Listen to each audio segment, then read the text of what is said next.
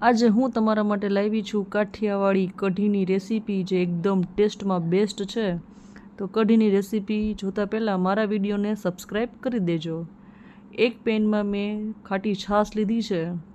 ખાટી છાશ હોય તો કઢી ખૂબ જ સરસ લાગે છે। અને એમાં 2 ચમચી જેટલો આપણે ચણાનો લોટ ઉમેરવાનો છે અને ગીટરની મદદથી સારી રીતે મિક્સ કરી સૂકા લીમડાના પાન, આદુ મરચાંની પેસ્ટ, લીલા મરચાં અને લસણ નાખી અને સારી રીતે ચલાવી લેવાનું છે। અને સ્વાદ અનુસાર સાકર નાખી, મીઠું, મરચું, હળદર બધો જ મસાલો નાખી અને સારી રીતે તેને ચલાવી લેવાનું છે। સાકર છે એકદમ હેલ્ધી છે, તમે ખાંડની જગ્યાએ સાકર પણ નાખી શકો છો, ગોળ નાખો તો બી ચાલે।